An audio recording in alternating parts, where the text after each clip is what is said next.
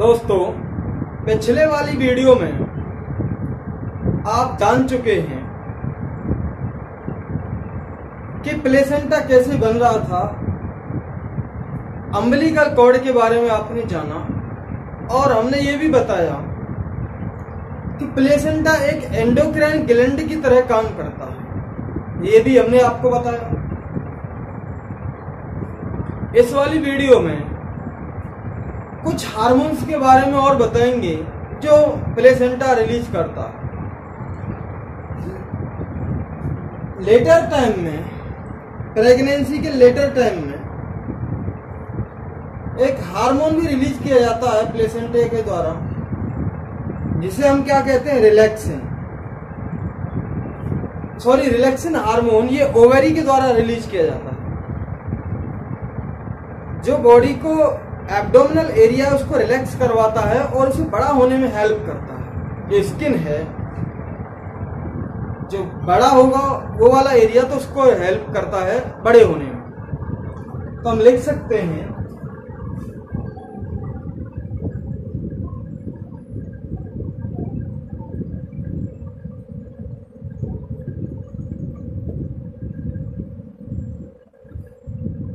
Pregnancy के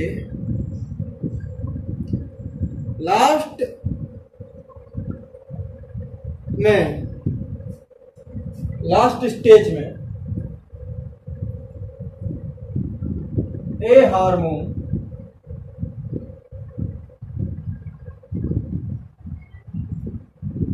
relaxin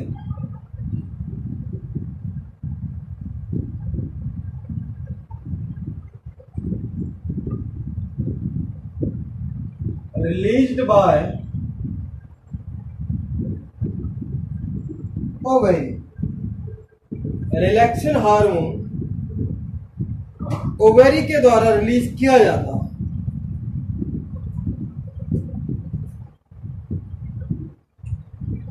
HCG, HPL एंड relaxing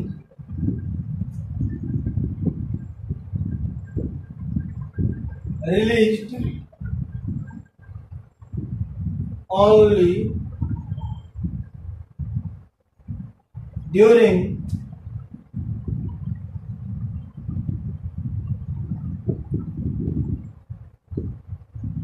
pregnancy time। ये तीन human chorionic gonadotropins, human placental lactogens और रिलैक्सिन हार्मोन्स सिर्फ प्रेगनेंसी टाइम में ही रिलीज किए जाते हैं।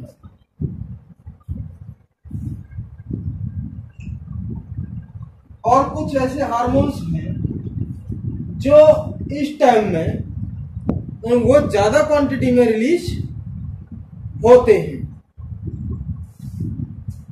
वो भी ज्यादा इंक्रीज हो जाते हैं। कौन कौन से?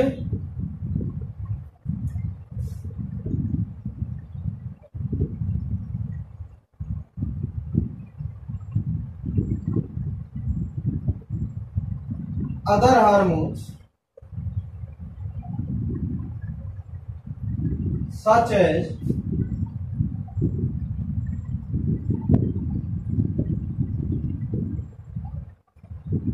प्रोजेस्टेरोन्स या प्रोजेस्टोजेंस,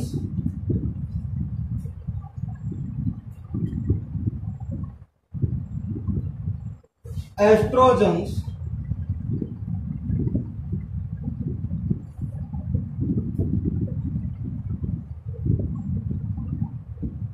thyroxine, cortisol, prolactin,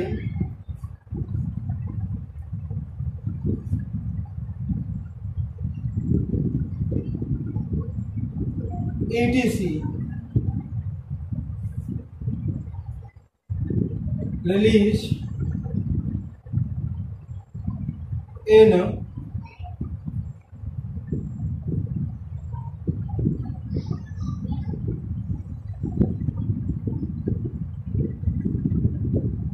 high quantity. Progesterones और एस्ट्रोजेंस ये जो हैं प्रेगनेंसी को सपोर्ट करते हैं। थायरोक्सिन हार्मोन कार्बोहाइड्रेट और फैट की मेटाबॉलिक एक्टिविटी को बढ़ाता है, ज्यादा डाइजेस्ट करने में, ज्यादा इससे एनर्जी लेने में हेल्प करता है। Thyroxine hormone. कॉर्टिसोल हार्मोन, ये कॉर्टिसोल जो हार्मोन है एंटी इन्फ्लेमेटरी, यानी कि इन्फ्लेमेशन ना हो, एंटी इन्फ्लेमेटरी रिएक्शंस प्रोड्यूस करता है, यानी कि सूजन ना आए, और इम्यून सिस्टम जो है उसको सप्रेस कर देता है, उसे धीमा कर देता है, इम्यून सिस्टम को, रोगों से लड़ने की ताकत को। प्रोलैक्टिन हार्मोन मेमोरी ग्लैंड्स को डेवलप कराता है और मिल्क सीक्रेशन में हेल्प करता है। और भी अदर हार्मोन्स जो हैं इस टाइम में ज्यादा क्वांटिटी में रिलीज होते हैं। इन हार्मोन्स का ज्यादा प्रोडक्शन फीटल ग्रोथ में, जो एम्ब्रियो डेवलपमेंट में बहुत जबरदस्त रोल होता है। तो ये हार्मोन्स हो गए हमारे। अब बात आती है, जैसे ही इम्प्लांटेशन होता है, अब इनर सेल मास में तुरंत जैसे ही इम्प्लांटेशन हुआ, अटैचमेंट हुआ, इनर सेल मास में डेवलपमेंट चालू हो जाएगा, ग्रोथ चालू हो जाएगी।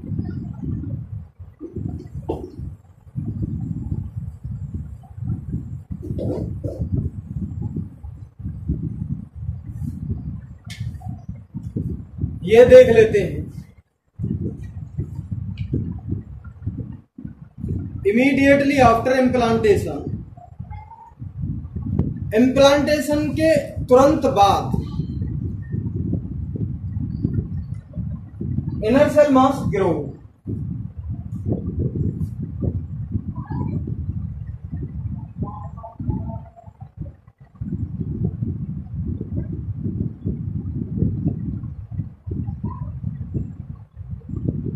After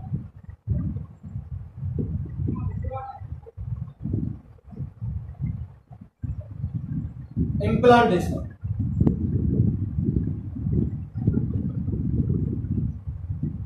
inner cell mass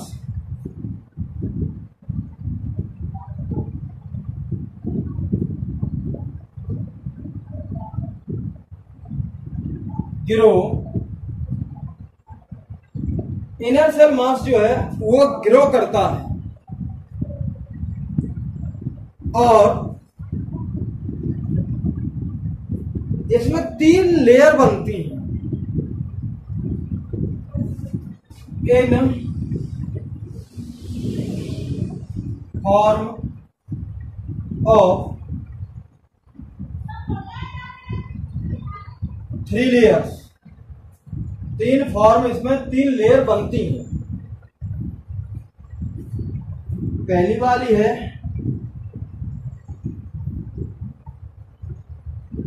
ectoderm, दूसरी वाली है मेसोडर्म, तीसरी वाली है एंडोडर्म। 3 लेयर बनेंगे, एक्टोडर्म, मेसोडर्म एंड सबसे अंदर वाली जो लेयर है एंडोडर्म। सबसे पहले सबसे बाहर वाली लेयर बनती है जिसका नाम है एक्टोडर्म। उसके बाद अंदर वाली लेयर डेवलप होती है जिसका नाम है एंडोडर्म, और इन दोनों के बीच में कुछ समय बाद एक लेयर और डेवलप होती है जिसका नाम है मेसोडर्म। ये हमारी बॉडी के एडल्ट होने पर वेरियस टिश्यू को बनाने में हेल्प करते हैं। जैसे एक्टोडर्म है, बाहर वाला जो एरिया जो बनेगा, स्किन वगैरह बन रही है, हमारे जो टिश्यू बन रहे हैं बाहर वाले, नोज है, माउथ है, वो एक्टोडर्म से बन रहे हैं। मेसोडर्म से लिक्विड वाला जो मेनली पार्ट है हमारे, और अंदर वाले जो हैं जैसे हमारा डाइजेस्टिव सिस्टम है, रेस्पिरेटरी सिस्टम, ये मेसोडर्म से डेवलप होता है। एंडोडर्म से हमारा स्केलेटल सिस्टम कुछ ये डेवलप होता है। एंडोडर्म यानी कि सबसे अंदर वाला एरिया एंडोडर्म से डेवलप होता है। तो हम लिख सकते हैं ectoderm outer layer,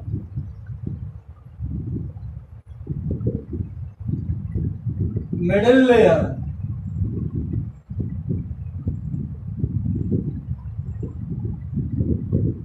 inner layer, और इन्हीं तीन से डेवलप होती है हमारी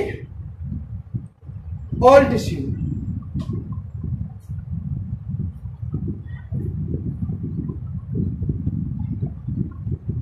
our all tissue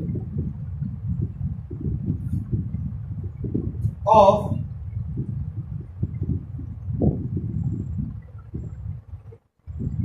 adult body, तो बड़ा शरीर हो जाता है उसके सारे टिश्यू इन्हीं से डेवलप होंगे।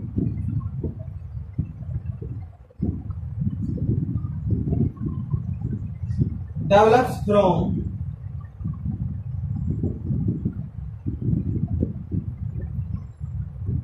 these three layers,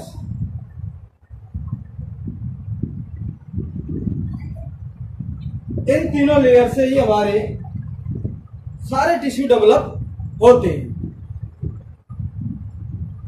अब यहां पर एक बात ये भी जरूरी है, ये जो इनर सेल मास है इनकी सेल में टोटीपोटेंसी पाई जाती है। इनकी सेल को हम टोटीपोटेंट सेल या फिर स्टेम सेल्स कहते हैं, क्योंकि किसी भी एक सेल में इतनी ताकत होती है कि वो पूरी बॉडी बना सकती है।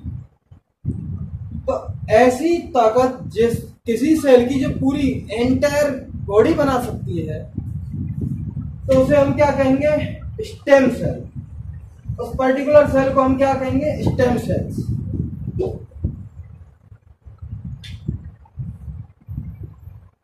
सारी इनको हम स्टेम सेल्स कहेंगे।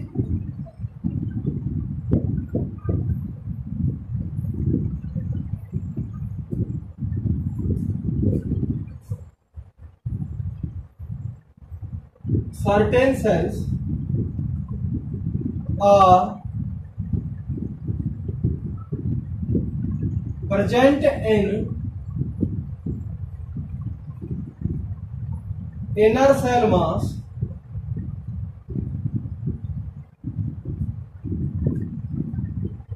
which have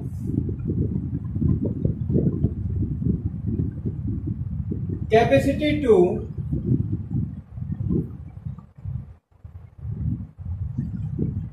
make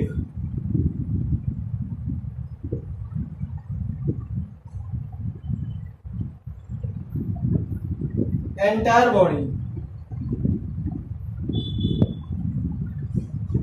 उनमें पूरी बॉडी बनाने की क्षमता होती है।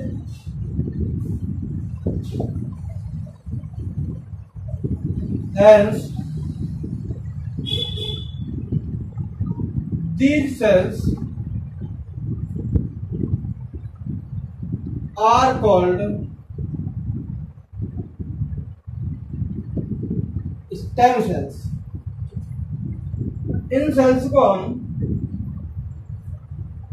स्टेम सेल्स कहते हैं। अब आती है कि स्टेज कौन कौन सी है। एम्ब्रियो डेवलपमेंट के टाइम पर क्या क्या परिवर्तन होते हैं, जैसे इनर सेल मास में आफ्टर फर्स्ट मंथ क्या डेवलप होगा? हार्ट डेवलप होता है, जिसे डॉक्टर आराम से मां के पेट के ऊपर स्टेथोस्कोप लगा के आसानी से सुन सकता है। तो अब हम देखेंगे यहाँ पर कुछ एम्ब्रियोनिक डेवलपमेंट में कुछ क्या क्या फीचर्स।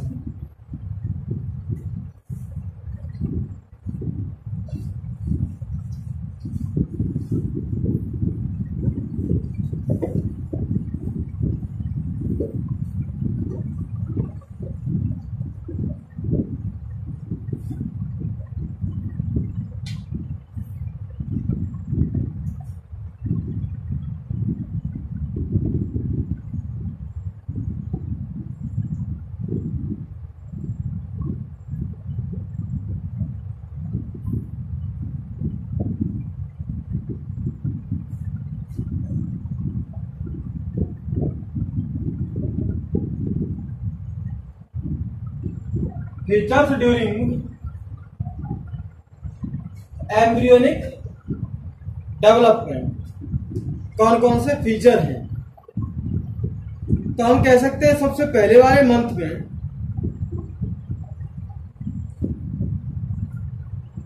हार्ट के साइन डेवलप होते हैं।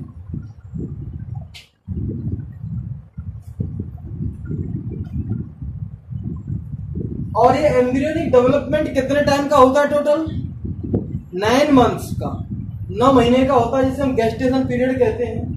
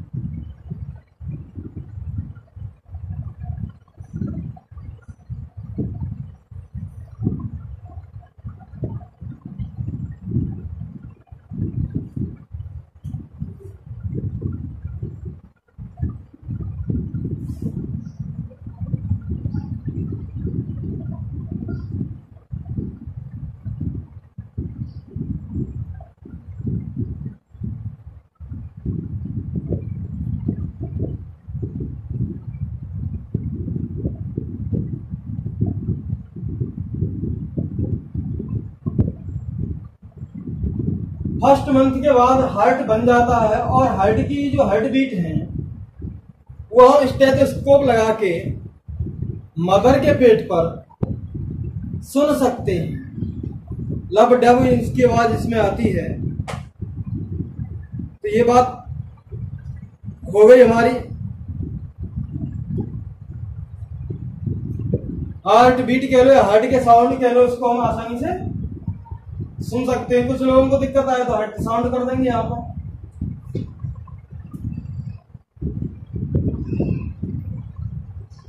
अब after second month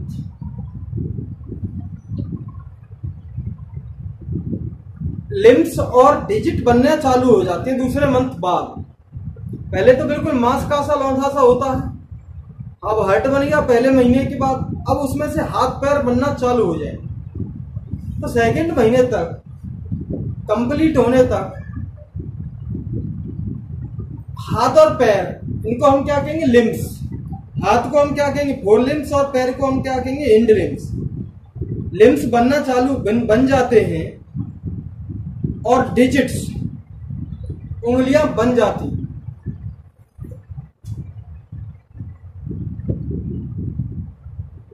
limbs and digits are born। limbs और digits बन जाते। अब तीसरे महीने की जो बात करें,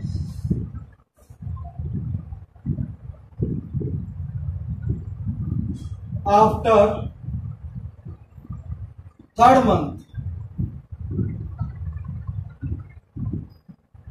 और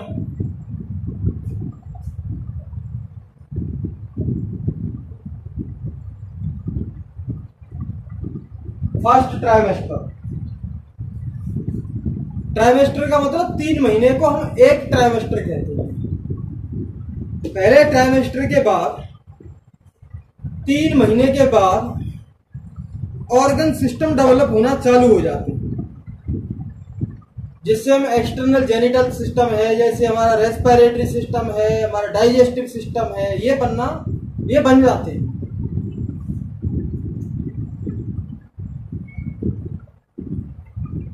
मेजर ऑर्गन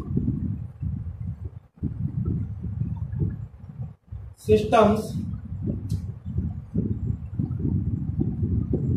डेवलप, विकसित हो जाते हैं, विकसित होना चालू कर देते हैं। 3rd मंथ के बाद मेजर ऑर्गन सिस्टम डेवलप हो जाते हैं। डेवलप्स, एग्जाम्पल, जैसे हमारा एक्सटर्नल जेनिटल पार्ट है, इसी महीने में 3 महीने के बाद ही हम अल्ट्रासाउंड से पता लगा सकते हैं कि ये जो डेवलपिंग बेबी है ये बॉय है या गर्ल है।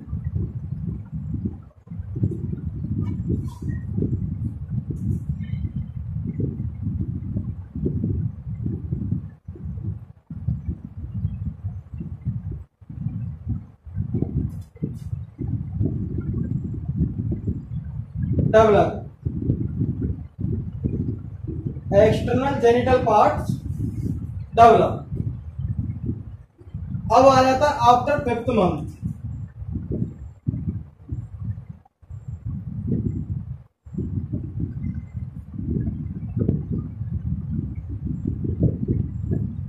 फोर्थ महीने में भी और डेवलपमेंट चलता रहता है, लेकिन हम देखते हैं कि 5th वाले महीने में फीटस मां के पेट में मूवमेंट करने लगता है। फीटस जो है, डेवलपिंग फीटस मां के पेट में मूवमेंट करने लगता है और उसके सिर पर बाल डेवलप होना चालू हो जाते हैं, हेयर। तो 5वें महीने के बाद फीटस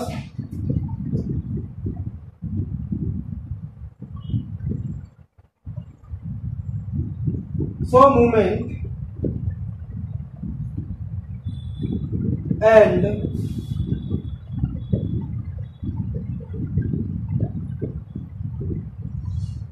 hair develop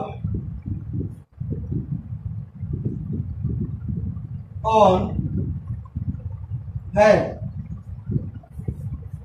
सिर पर हेयर डेवलप हो जाते हैं आफ्टर 6 मंथ।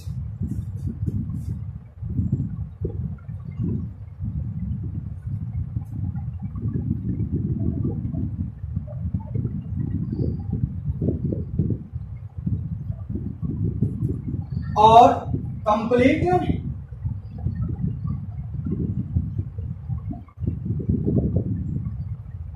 सेकेंड ट्राइमेस्टर 6 महीने बाद या सेकेंड ट्राइमेस्टर कंप्लीट होने के बाद बहुत छोटे छोटे हेयर पूरी बॉडी पे डेवलप होना चालू कर देते हैं। Body is covered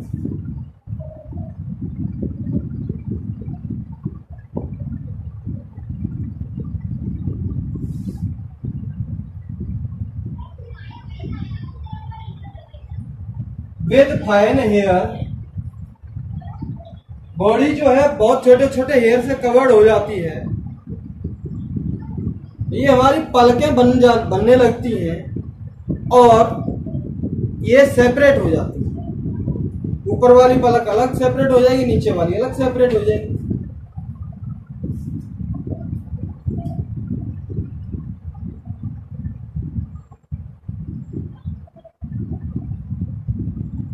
separate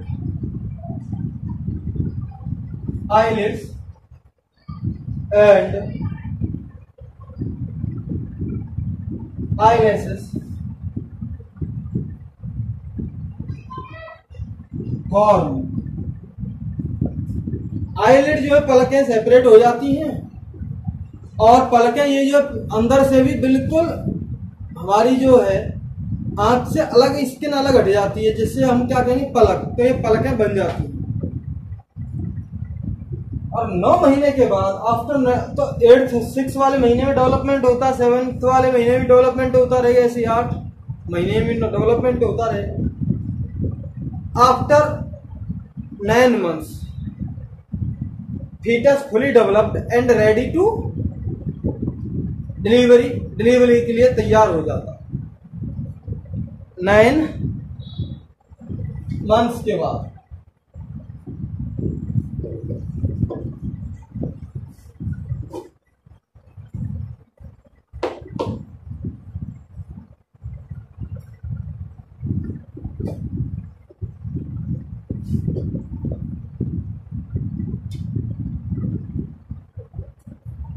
after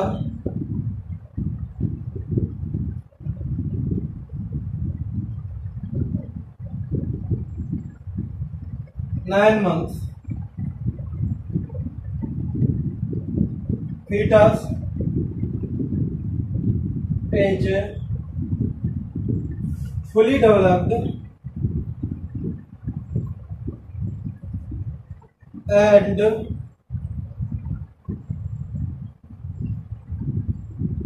ready for